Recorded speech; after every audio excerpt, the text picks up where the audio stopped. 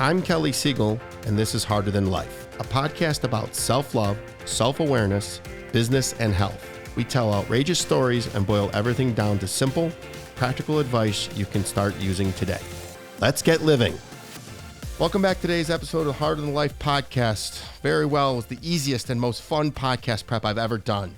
I first was introduced to Jennifer Cohen on the CLS Experience podcast and went down the proverbial rabbit hole for days, immediately following her on social, followed by purchasing her book, Bigger, Better, Bolder, and then binging on her Habits and Hustle podcast.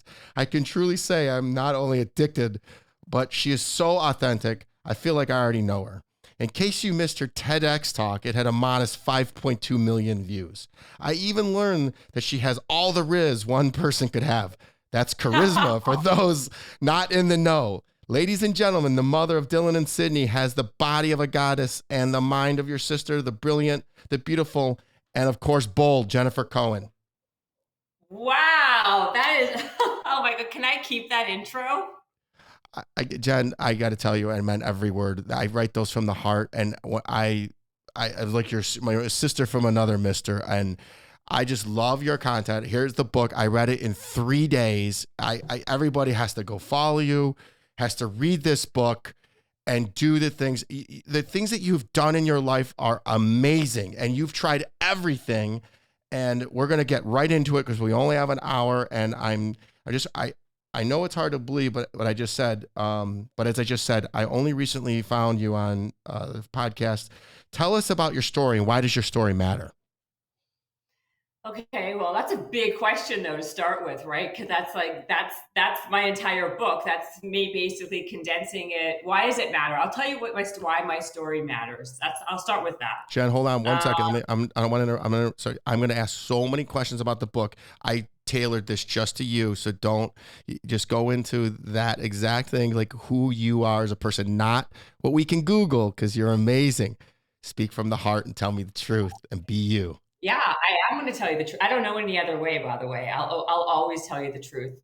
I think that the reason why I wrote this book is because I think there's a real big misconception out there of what it takes to be successful, and I think that people get really low and down on themselves because they typically don't think that they have the chops. They don't have the talent. They don't have the looks.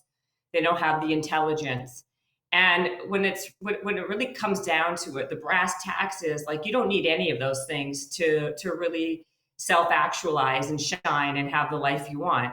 At the end of the day, what you just need to do is be bold and ask for what you want and do things even when you don't want to. So I think when people realize that we all have self-doubt, we all have insecurity, where none of us are at all perfect, but it's the people who actually do it anyway are the ones that achieve. And I think I use myself as an example because I don't think I was no great shakes. I was very average at best. I mean, I was basically in the middle, if not lower, like I wasn't terribly ugly, but I wasn't terribly beautiful. I wasn't terribly stupid, but I wasn't terribly smart. And I think that when a lot of people fall in that middle area, and, all the research and all the people I've spoken to on my podcast and in my life, what I've noticed is it's those people in the middle that are usually, and lower, are the ones that at the end of the day who go out and do extraordinary things with themselves because they just they did it even when they weren't like fully confident to do it. And that's how you really build confidence. God, I just adore you. Much of what we're going to talk about again is in her book. I'm going to show it to everybody, Bigger, Better, Bolder. Go out and buy it. What's the story behind someone telling you that you were average at best? What's the story? Well, the story is this. I was definitely not a good student. I never loved school. Academics were not my thing. Like if I liked something, I would focus on it. And I got by on having a really great memory. I could memorize things really well. But if it came down to like doing like problem solving with math, I'm not your girl. And so I think we had this like test that we had to do, and I did really bad on the test, and it was humiliating. I think that like the test said I should be like maybe a forest ranger, if that. When my mom, coming from the family I came from, they wanted me to be a doctor or a lawyer. It was kind of one of those moments. And I think basically a teacher told my mom, like, don't expect a lot from her because she's not going to give it to you, basically. And that was kind of like a shot in the gut. But at the same time, I was like, I'll show that teacher. And the reality is, I kind of feel like I did, because it was the fuel that gave me the rocket fuel to prove her wrong. And sometimes things really happen. Like, sometimes you need that to kind of instigate and to push you, right? Like you can choose. Like, life is about choices. You can choose to take things and be a victim and ruminate on the bad things that people say or think or whatever, or you can use it to your advantage and go out there and crush. And so I just felt like, you know what, I'm going to show that teacher, and I'm going to prove to her and to myself that doesn't matter. And I did that. I proved it time and time again. And not because, again, that I was so special, but it was just because I put myself in situations where I didn't belong. And I basically was a bull in a china shop, and I pushed my way through things and put myself in places and asked a lot of questions and asked for what I actually wanted. Even if the answer was no, it didn't really deter me to ask again. My first logo of my first company was a bulldog, and I was told I was a bull in a china shop so many times. But I tell you, what got me here was that proverbial chip on my shoulder to prove everybody wrong, to prove that I was smart. My stepfather told me I was dumb and I'd never amount to anything. And then now I've done so much therapy, I've lost that edge, and I got to manifest new ways to do things. So I feel everything you just said. I'm so proud of you, and I'm so happy for you. And I have a 14-year-old daughter, and I can't wait for her to listen to this. And I'm going to have her read your book, and she's just, I want her to emulate you. So that is so nice. That to me is when people say things like that to me, it couldn't be a bigger compliment, right? Like, I have a daughter too, and I feel like you need to instill in girls, especially now with social media and everything that's going on.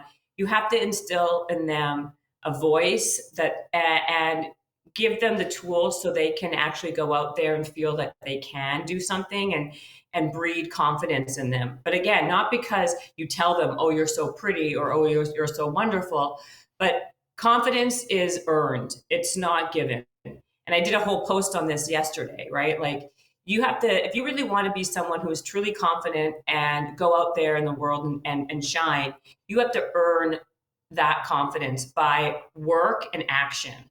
And once you start doing these things that you commit yourself to do something, and then you follow through, that's like one way to keep on building up building blocks of confidence, and especially for girls. I think it's really, really important that they do that at a young age. They start at a young age. So you teed up my next question, because it's in the book. Please explain the difference between self-actualization and boldness. Well, I think self-actualization, you self-actualize by being bold. So to me, boldness is the secret sauce of success. And boldness is how you get to have, and is how you design and curate the life that you actually want versus acquiescing to the life that you get. And when I think of the life I actually want, that's me self-actualizing, versus someone who is just kind of accepting kind of the good enough, what's in front of them, what was kind of slated. The real truth is this, right? Either you choose, or the choice will be made for you out there, right? So I'd rather be the choice. I'd rather make the choice for my life. Because everybody should. That's a nugget right there. Sorry, I hope I didn't interrupt that. There's going to be the show friggin' proud. That was so good. I love that. There's another book out there that's it was before yours. I think it's called Super Bold, or Bold is a Superpower, something like that. And I was reading it when I was on vacation with my daughter. I'll send it to you. yours is so much better, so much, because you have real life stories of how it's really. This was all theories. It's good. I'm reading it. My daughter, I'm on vacation. We have a home in Florida, and she's reading. Dad, why would you read that when you exude all those qualities? I said, thank you, honey, but I just, why do we take showers every day? Because they work. Yeah. It's habit stacking, I guess, right? Yes. It works. What's the Batman effect? And do you have one? Is it Wonder Woman? Mm-hmm. Yes. So how can you tell? The Batman effect is actually, it's funny that you just mentioned that, because it's all about alter egos, right? And there's been a lot of research and study based on alter egos. Beyonce has an alter ego, which is Sasha Fierce when she's on stage. Kobe Bryant had the Black Mamba. It are these things that you kind of you put into, like, you basically become your best version of whatever you want to be by putting yourself in the third person. So the Batman effect that you're talking about is basically this study that was done with a bunch of children. I don't remember the exact age, but they gave them a task to do.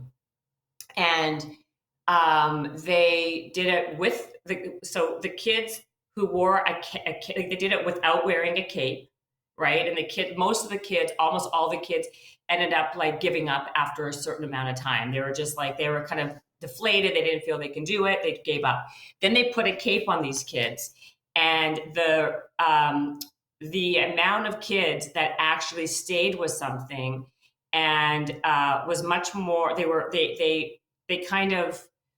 much more persistent. They wouldn't give up. They stay with it because they felt like because they felt strength and power.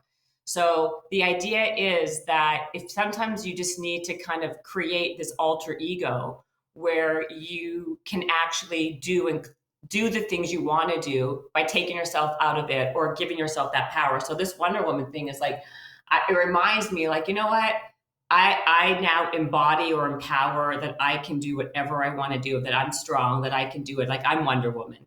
And it's a kind of like, it's a visual, it's kind of like one of these things where it's a reminder, a visual reminder and a mental reminder.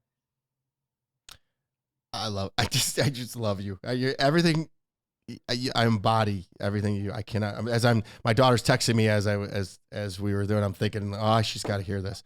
As a child, you were a latchkey kid. So was I.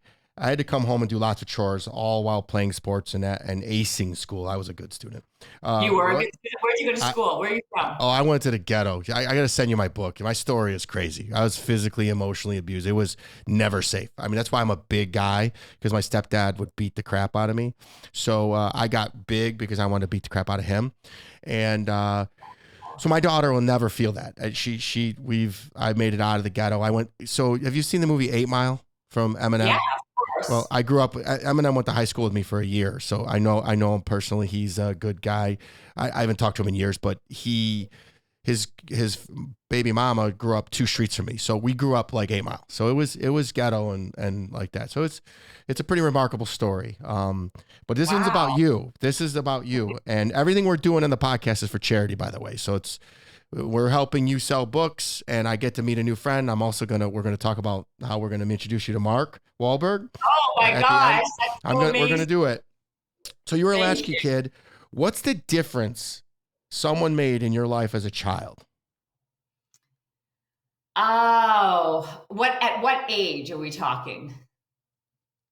You choose, my dear. Well, I'm going to say this. I'm going to give you the story that's the most well-known, just because I think people like it, which is Keanu Reeves, right? Because that was a very pivotal moment in my life, right? Best story ever, by the way. What? It's a good story, isn't it? Good story. It's a great story.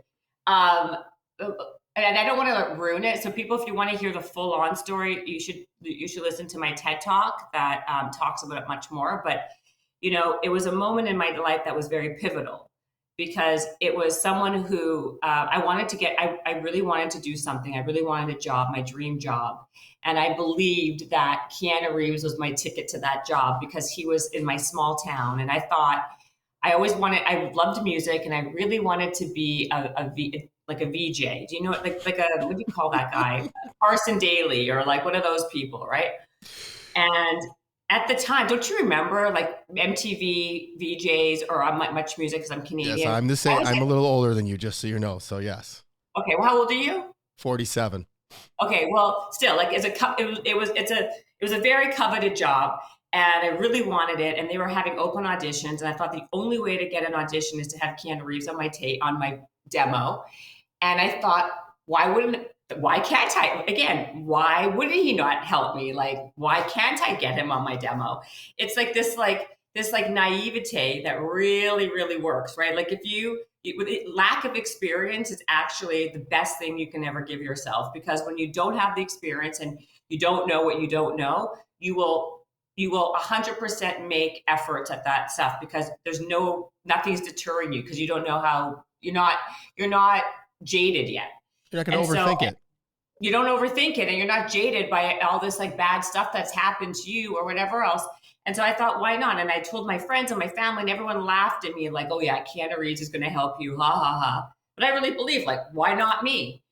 And I think I coerced a girl to come with me to like wait for him outside of the theater that he was performing a play, a Hamlet. He was at the pinnacle of his career. Not like he's not now. He's been at the pinnacle forever. But and I thought, I'm just going to wait for him and see if, I can talk to him and ask him to help me.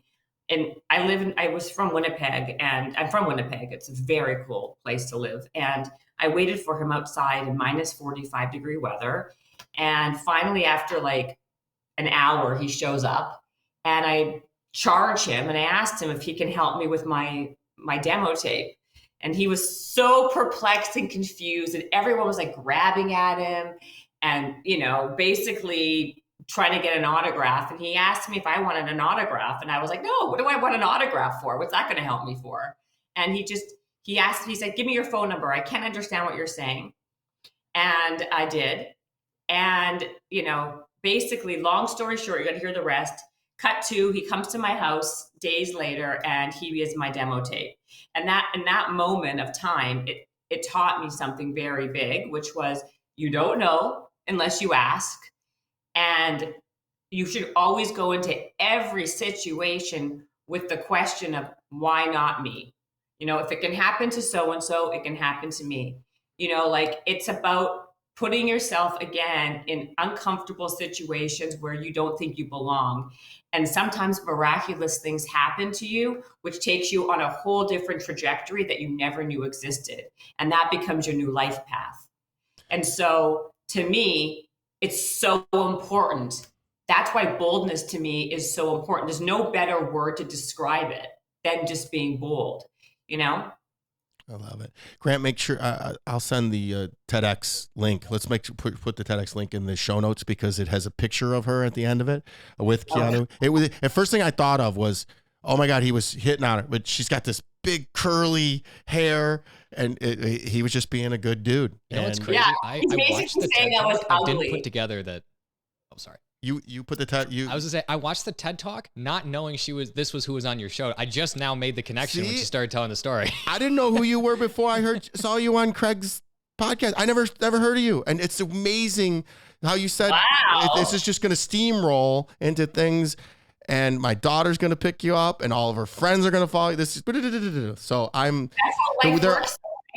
This is a good example, though. I want to say something about that. Right, this is a very good example. That's why you need to lead with yes, right? Because you never know where it ends up and where it leads you, right? What if you asked me to do this show, this podcast, and I said, no, I don't. I would have made you say yes. What? I would have made you say yes because I always say to people, you got two options. Option A, you do what I ask you to do. Option B, I make you do it. So I always tell people too. Why say no when yes feels so much better? And also you don't know where it leads you. Like look at like so much of my life, if I said no, I wouldn't have, that dot would never connect it to a different dot that led me to somewhere else. That's my point. Like I feel like people are so myopic and they don't seize opportunities that could be right in front of their face because they just have all these reasons why they can't. There's a whole big thing about people talking about, like I have a lot of people on my podcast just recently, actually, a girl came on who's very well known. And she was like, my time is, time is the most valuable thing. Yeah, I understand. Time is the most valuable thing. And so she's like, my saying no is so important. And I say no. She's like, I say no to 99% of things. I'm like, okay, that's great. But the truth of the matter is, most people starting out or in the middle, or when they're trying to like get to a certain place, you can't have that mentality. You can't have that ideology, because it will be destructive. When you're starting out, or when you're growing, and when you're climbing, you have to say yes to everything, because you never know. My best things happened from things that didn't seem like much. You know what I mean? I love it. What's the single most? You've done everything. It's in the book. Shoe company. You've tried everything. Tried to be the video DJ. What is the single most significant career accomplishment in your opinion to date? Oh wow. Career accomplishment? Yeah, career, because it's going to be the kids. I mean, yeah. Well, yeah. Okay, so that's a good question. I would say actually, to be honest with you, my podcast, and I'll tell you why. Because the podcast came out of a missed, like an opportunity that didn't work out. And I know nothing about technology. I'm really bad with technology. I never even knew what a podcast was, really. I mean, I did a little bit, but not really. And this podcast was sold actually as a TV show. Is that the blah, blah, blah one? No, different one. This was sold as a show called Game Changers. I sold it to NBC Productions, and nothing ever happened with it. It sat there like forever. And finally, I'm like, you know what? I'm not going to put my destiny in someone else's hands. I'm just going to like do it myself and put it as a podcast. A lot of the themes were changed, but the overall idea was the same, which was, interviewing a lot of disruptive people for their habits and rituals. And, I figured out a way to put it together. And from it, the amount of relationships and opportunities that it opened for me has been unsurmountable. And doing something I actually genuinely love, which is asking questions and, getting into the brains of people who I'm super fascinated by. And so that's how Habits and Hustle was born. And to me, that's been my biggest accomplishment, because it's something that I like genuinely love to do.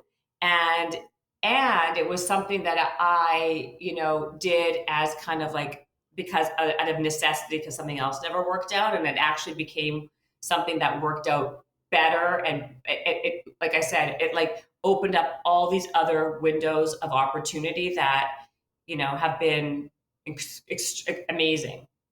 We'll make sure that the link to it, because I didn't know anything about it before I found you on Craig's podcast. So we'll make sure the link to that's in the show notes, as well as it's really good because you do 2 a week, and one is an interview and the other one is with your assistant, and she's brilliant and hilarious, by the way. I binged it. I don't literally do this much prep, but you were so easy. I said it in the intro. I mean it with all the way. You were so easy to like, and you were such a personable person. I enjoy you're on my routine. I listen to you regularly now. So from just being on it, now you're on my podcast. So I love it. And I love that. That makes me very happy. Thank you for telling me that. That makes me so happy. I listened to your son on the podcast. I was dying laughing. He was so cute. I'm going to have my daughter on. It's just, you're fabulous. Yeah. And he's so cute. Oh, I love him. He was so mad, by the way, that I put that up. He was not very happy, but my daughter said this morning, she goes, What do you mean you have an in-person studio? It's like, where do you think I disappeared to? Tell us about a time when you almost gave up, how you felt about that, and what you did instead of giving up. That's a great example. I can use both stories. This story is very interchangeable, right? Like, I could have given up on that TV show, but I decided not to, and I made it into a podcast. It's so good. Guys, I can't tell you enough about her podcast. Listen to it, subscribe, rate it, share it. So then tell us about something that you believe in that nobody else agrees with you on. This ought to be good. Oh, God. That's a good question. I think there are people who do agree with me on this, but I do believe that we're living in a time where it's a very soft society. People are offended. I mean, there's people who are there's one camp that believes a certain thing, and I'm in the other camp, which is that I don't believe in like manifestation, for example, as manifestation is that you just bring things to you. I heard that on your podcast. I just heard it. Right. That was because it's so true. Like and people are leaning into it way too much. That, like, if you just visualize it and think about it, things will happen for you. And I'm much more of a believer of work mentality, grind mentality, persevere mentality, all of that. And that may sound archaic to some people. That may sound like that's like old school. But like sometimes like basics, old school works the best. Like when you go to the gym, can I tell you something? You know where you get the best results? By doing a squat, a push-up, a lunge, and you know what I mean? And like some kind of pull-up. You still get the best results doing that. You can add all these, cool accoutrements and much more, fad, trendy things. But at the end of the day, that's how you get the best results. And I still believe that you get the best results by putting in the work, by doing action, by, putting yourself in places you don't belong, and really, pushing. And so I would say that's one of the things that I believe that a lot of people don't agree with me on. What are you talking about? You don't think that we can just, what do they say? Dream without action is just a dream. So you don't think that I just sit at home and I just manifest getting muscles every day, and I just go. There were studies that actually said that if you just visualize. I'm with you, man. Work works. The harder I work, the luckier I get. I go into the gym. I'm at the gym at 5 a.m. and I'm dispensing justice. And there is no freaking scorching. There's no freaking non-negotiable. We just go and we just do the work. I believe that. What's your biggest fear? And I'm going to caveat to this because I just added this late. Do you fear death? And then what's your biggest fear?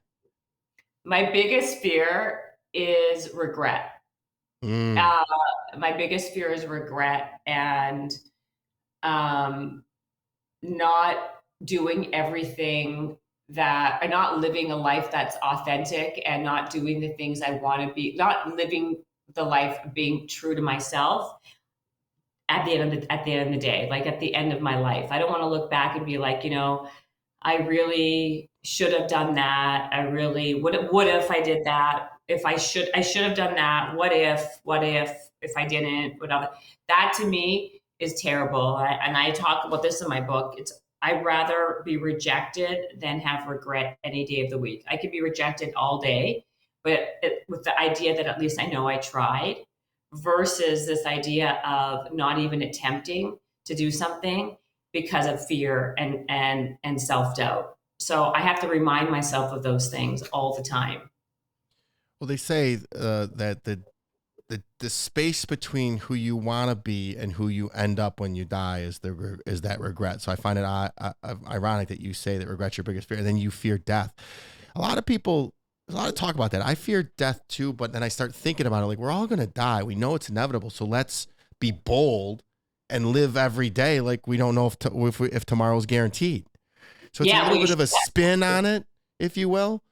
I don't want to die because my life is so good. I have a daughter that needs me. How old is your daughter again? 14. 14. Where do you live? I live in Detroit, suburb of Detroit. So, and we have a home in Florida as well on the water. So we don't get down there in the summer. We go down in the winter. So it's, I got to stay big so I can keep her protected. So all of her friends follow me on social media and they know how big I am and they know to stay. And all the boys are fascinated by me. They come over and they introduce themselves to me. And I'm one of those weird people that I have sit-down dinners. If anybody's over, we have a sit-down dinner, and we all have to have conversations. When you meet my daughter, she will have a full-blown conversation and ask you questions and give you full answers. That's something that's very important to me. I raised her the opposite of the way that I was. She's very very well put together and knows that one-word answers are not gonna do it. But she'll love you and you'll love her. So, what's the most I just grew up so crappy that I had to pay it for it. I get to relive my childhood through her.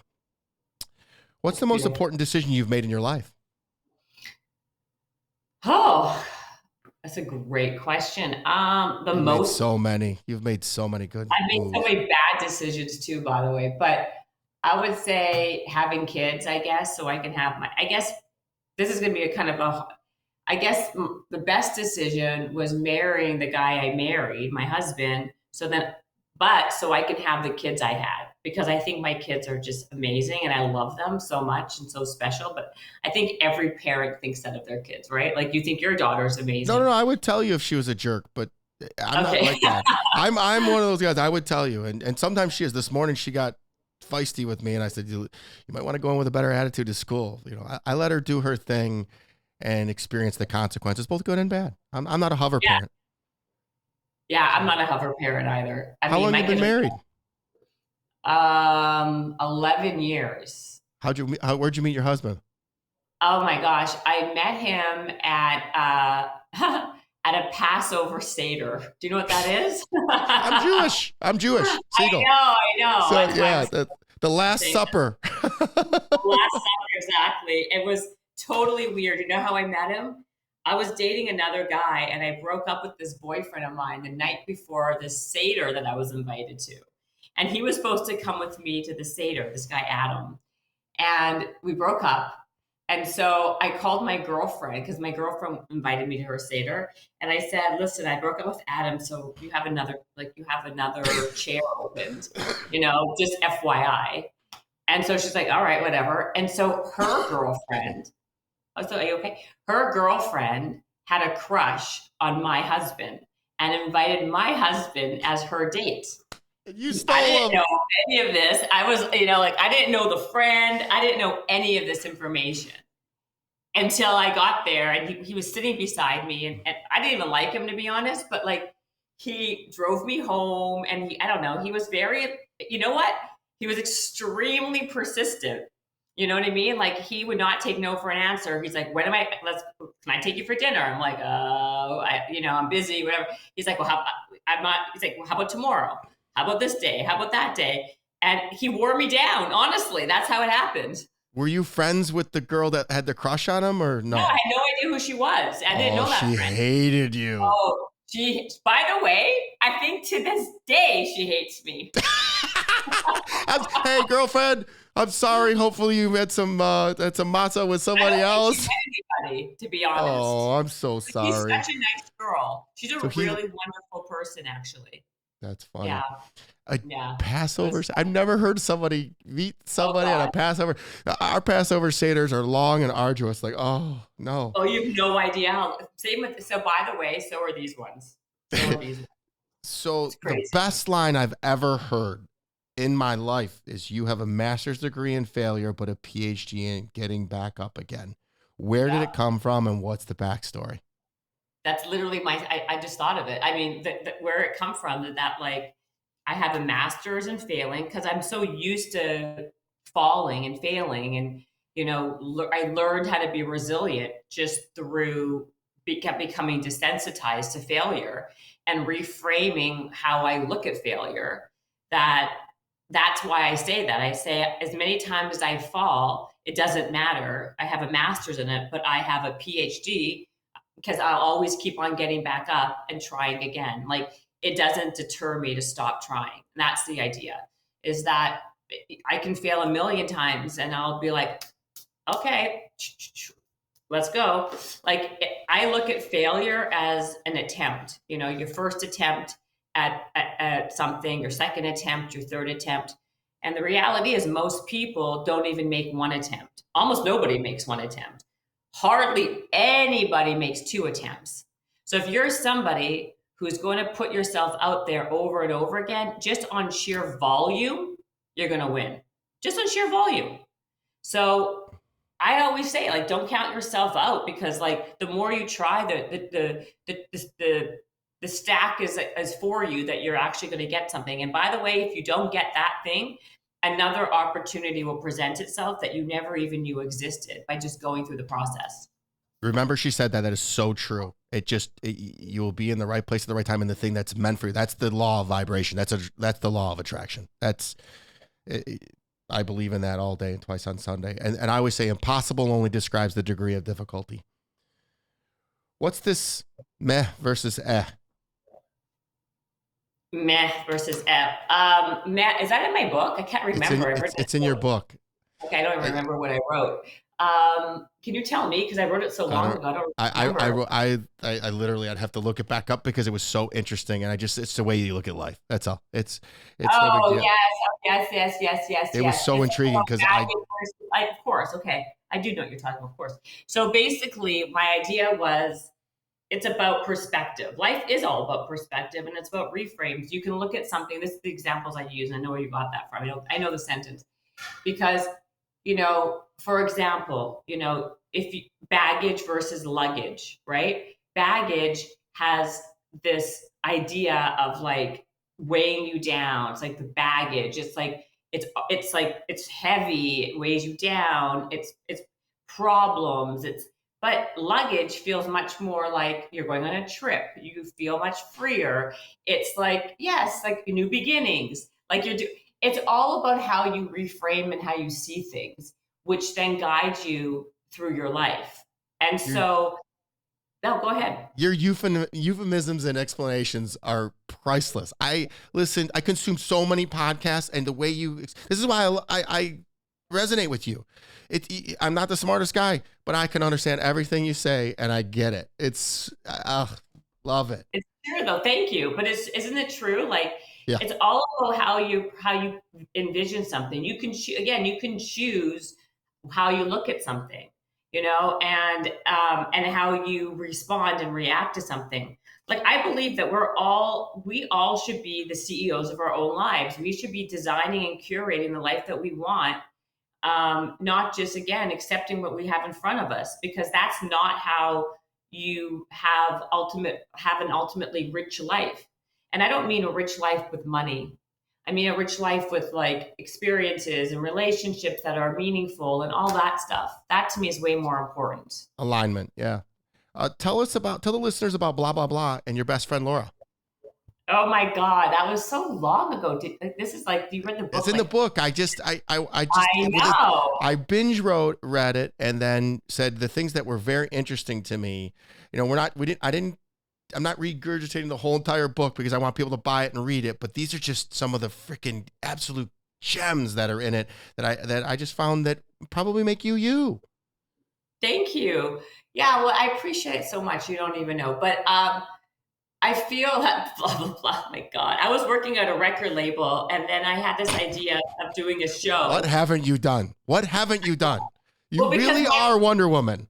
Thank you. But like, I think I'm old, but like my career really it evolved over time. Like, I don't even know how I ended up doing what I'm doing, to be honest. Like, if you looked at my Rorschach, it was at that personality test, or not personality test, but like the Rorschach thing. It's all over the place.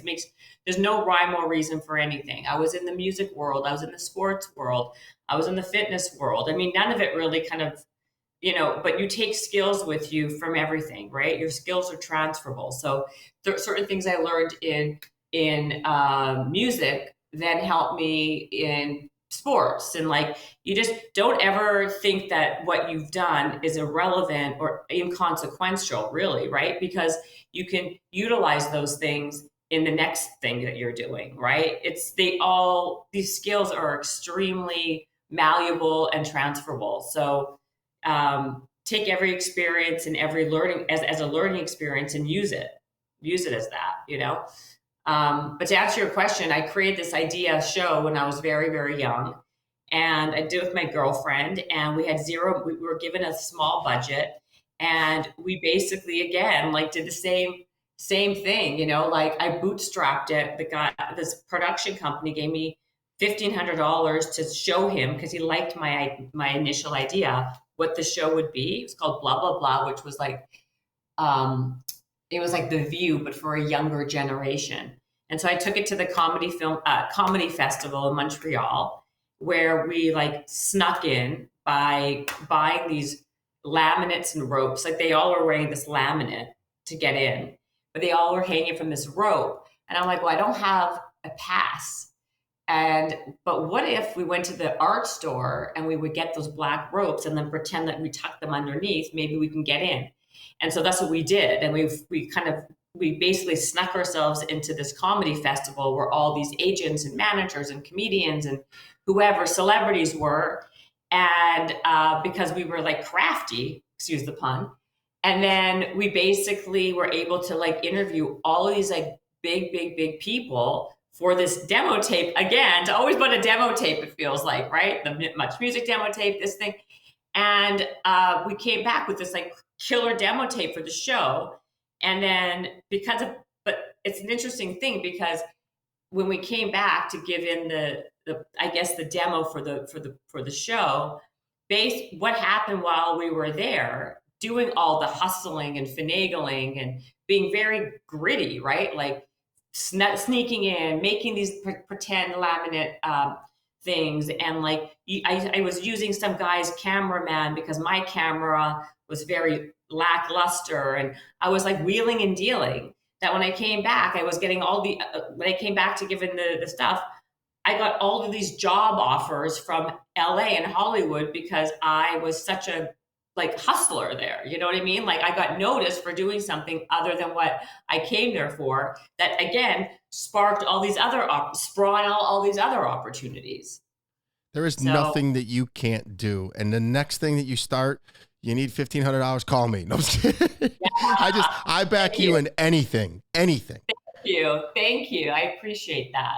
You published an article on. I might come to you for a loan. You never know. I'm going to write that down. I want to help you with your Miami thing too, so we'll talk about that later. But you published an article on Forbes.com for 6 years regarding leadership and productivity. You spoke about. I was a columnist for them, for a leadership columnist. There's nothing you can't do. There's nothing. You're just a Wonder Woman. You spoke about the fundamentals of fitness to start. What are they? Because obviously I'm big into fitness. Oh, wow. The fundamentals of fitness. Well, I would say this. I think what you're referring to is more about the values that fitness taught me for my life.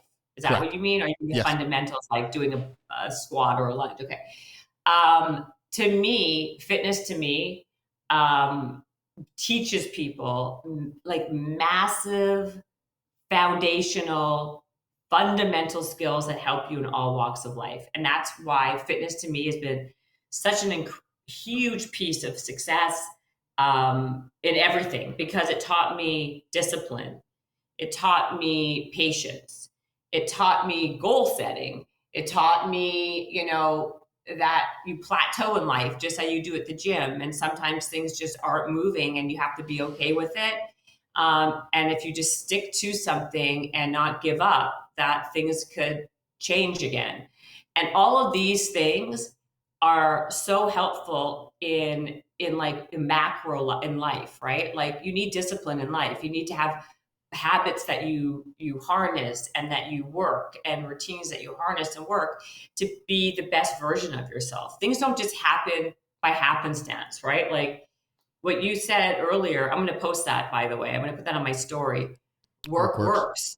Yeah, work works, because it's true. Work does work. And I think that learning these skills, and also the other thing that fitness is so good for, is that it gives you a real sense of confidence, right? Like true confidence that you can't make up, you can't just, you can't make up stuff like that. You need to earn it. And like, you see yourself getting stronger physically, it makes you stronger mentally. And when you see that you're able to accomplish and conquer, it gives you that ability to feel like, yeah, you know what, I can do the next thing. And that is transferable in anything in life that you're trying to pursue.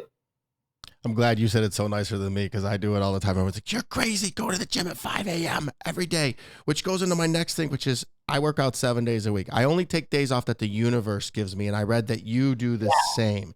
So you work out 7 days a week, practice bold habits, exercise, meditation, doing hard things first. Is this where the 10% target habit was born? No, 10% target is different. Doing hard things first is that you get it out of the way quicker, so you're not ruminating on it and it's not weighing you down the rest of the day. And then when you do the hard things first, you feel a sense of accomplishment that you feel like, okay, I did that.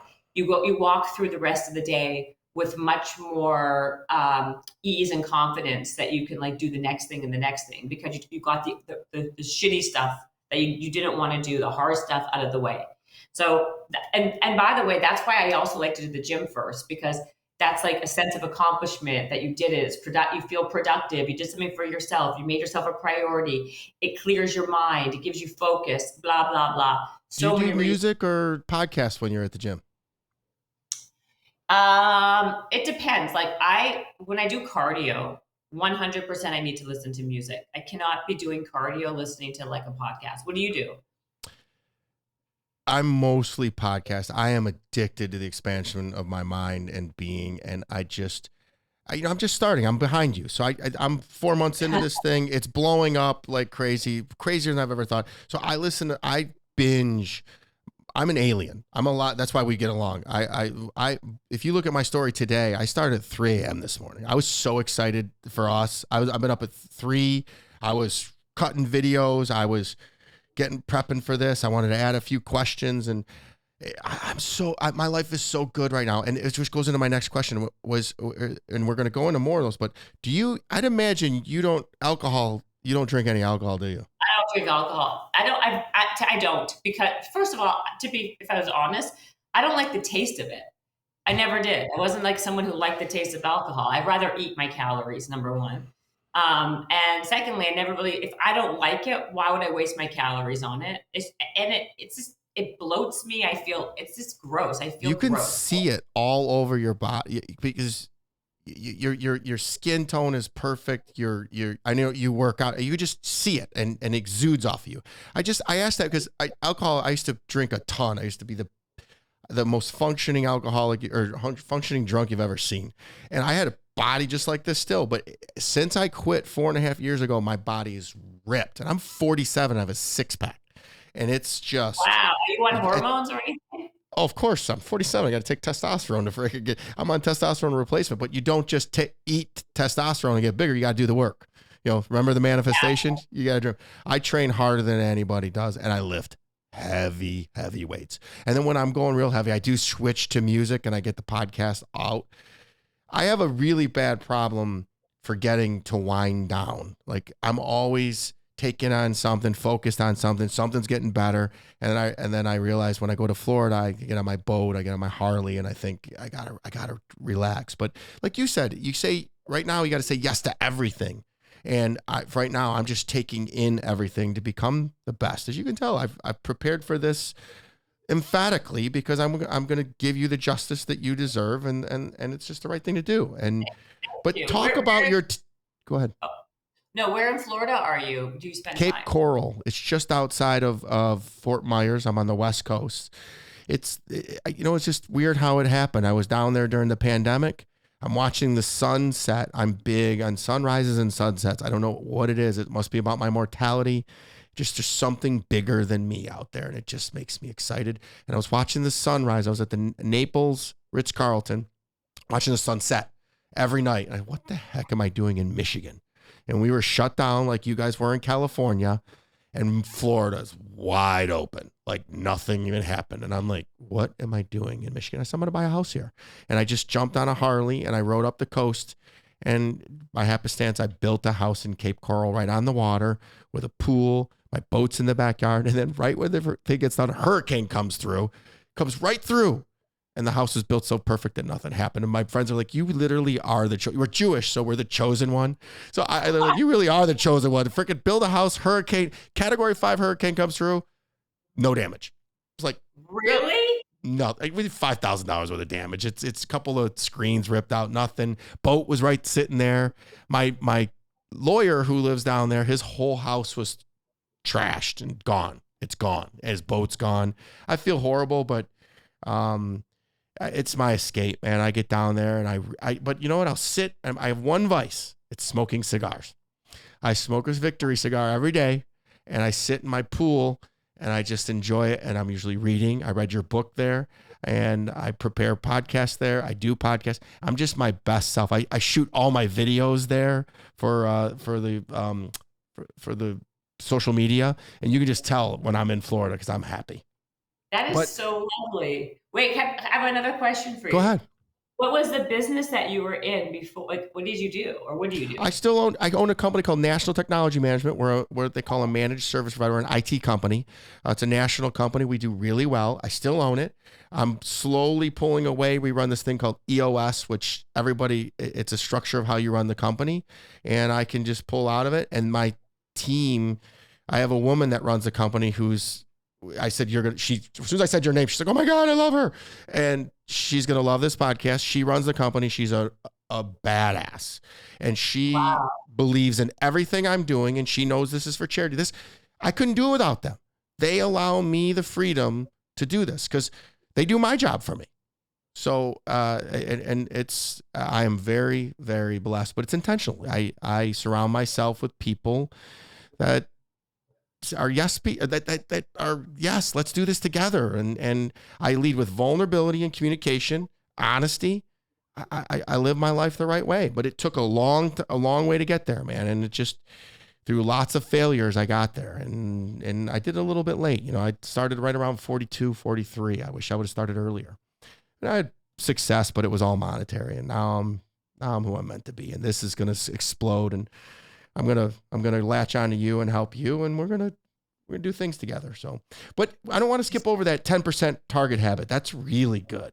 Yes, thank you. That isn't really, thank you. That 10% target really kind of had a lot of traction. People really found it to be extremely useful, and I touched upon it a little bit. It's basically the idea that we said earlier that most people don't make any attempts, none, zero, right?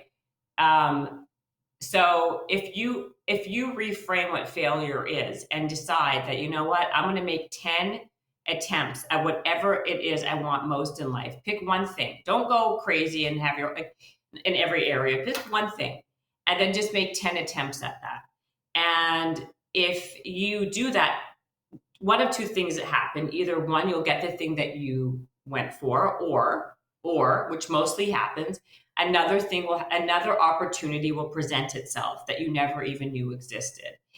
But what also it does, it gets you into the habit of attempting, falling, getting yourself back up, and building resilience, right? You're changing what the idea of failure means to you. You are really making yourself immune to the idea of failure, because the more you do something, the less stigma and discomfort comes with it, right? So if you can do something and over again, it loses that discomfort, and it becomes much more.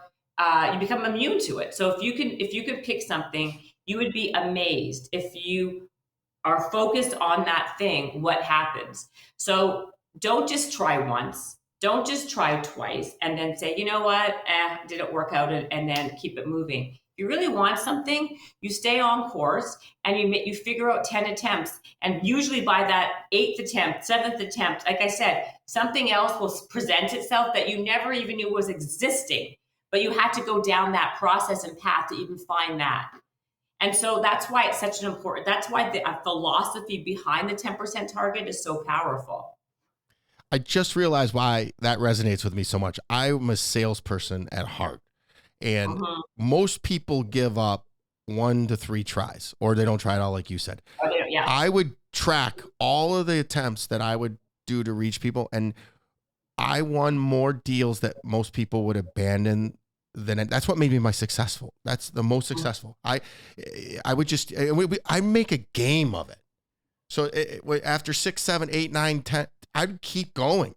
And a lot of times I'd win a deal after 3 years of trying. They're like, yeah, I just have to, you've been so dedicated. If you own the company and you're this dedicated, how is your staff? Just as tenacious is one of our core values. I am tenacity is one of my core values too. I talk about that a lot. Like, being bold, by the way, a very close sister or brother is tenacity. Tenacity is extremely important. And I used to be called that all the time. That was like, Jennifer's so tenacious, or she's that, the tenacity. How does that make you feel? I think I'd rather be that than the alternative, right? Like, she doesn't give it, she doesn't really try, she doesn't really have that much enthusiasm. Like, people always like, what, don't you think that can boldness have a negative connotation? Sometimes people ask me. I'm like, no. I mean, they're like, well, it can be perceived as being pushy or aggressive or this. I'm like, to the wrong people, to the people that aren't. Exactly. Yeah. I gotta tell you, you just, you're so humble, and you're beautiful and smart and kind, and those are some adjectives that I'd like to make sure that you know that you. Thanks. Are you ever down, by the way? Do you ever get down? Yes, all the time. I mean, listen, I got to give myself pep talks all the time, right? Like I have self-doubt that creeps up all the time. And what I do in that moment, like I'm a human being, right? But I try to like practice what I preach and say to myself the same thing I would say to other people, was that like the only way to get, what they say, and remember that, like the only way to get over someone is to get under someone, but it's the same thing. Like if you're trying to like get over, like you have to do something different. Like if you feel self-doubt, do it anyway. If you feel like you can't, still act as if, right? Like that's how you move over that hump, to the next thing. Like when you feel bad or like you don't insecure, change your environment, go for a walk, like change your mind, change your where your brain is ruminating, or change your environment. It really makes a big difference. It's all action based, right? Like if you're just sitting watching Netflix all day and expecting to have, these returns on your life, guess what? It's not going to happen. You know what I mean? Like if you want something, you have to go out there and make it happen for yourself. Like you got to create these opportunities. Don't just expect them to show up for you. Jen, you got it wrong. It wasn't to get over somebody, you get under somebody else. You get over somebody, you go to another Passover Seder. I'm never going to forget that. I will bring that story up till the day you and I die. So funny. That's so All right, funny. we got to start wrapping this up. Is there something I haven't asked you today that you feel compelled to share? No. Oh yeah. Talk about the fact that the end of June, I think it's the 26th, the 28th, I am doing bigger, better, bolder mastermind with a big emphasis on wellness. And I would love for people to sign up and come. It's very limited. By the way, I went to the link to try to sign up for it, and it wasn't there. But that was right after we talked the last time, which was like 3 weeks ago. Okay. Because I want to go. I'm going to come support you no matter what. And thank you so much. I mean, yeah. I mean, I had a bunch of people reach out to me saying that the link. Can you try it again afterwards? I will. Because that's not. And I'm going to be down there. I want you to, when you see me in person, you'll laugh. I look like a tree trunk. I'm 5'9" and 210 pounds of just. Are you serious? Let me see. Let me stand up. You don't see? Hold on. Oh, Jesus. You're very fit. Okay, let me. That's going to be in the. That's funny. Never done that before. So yeah, I'm looking at you online right now. I train real hard. Okay, so the 26th to the 28th. Yeah, I do shirtless videos every morning because exactly why not to show off. You can tell I have an ego, but it's in check. I do that because if I'm training like this at 47, you know that I'm doing the rest of the work. And I want to inspire people to follow in my footsteps. I don't drink alcohol. I don't take drugs. I'm not out womanizing. I'm not out watching porn. I just live my life. I am what I want my daughter to date. That's beautiful. I love that. That really is amazing. It took a lot of hard work and challenges. It took a lot of aggression to get this soft. Believe me. All right, Seagulls. A lot of aggression to get things soft. It did. I'll send you a book and you'll see. Seagulls, be certain to follow her on all her socials and show notes and buy her book. Also subscribe, rate, and share her awesome podcasts, Habits and Hustle. She releases 2 shows a week while not busy with her truth rope, operating as Wonder Woman. It has been an honor, and I must tell you how much I love you. I'm a fan and now a friend. And I just want to stay on. We can give me 2 seconds. I got to read the disclaimer and then stay on. I need to grab your number, and I'm going to make an introduction for you to get Mark on the show for you. Each and every episode is sponsored by National Technology Management, the easiest and best IT company to do business with. Delivering peace of mind with technology every day. Visit trustntm.com for more info. Until next week, be harder than life. Thank you for listening. Please rate and subscribe to Harder Than Life, and let's take this to the next level. Get connected at the links below.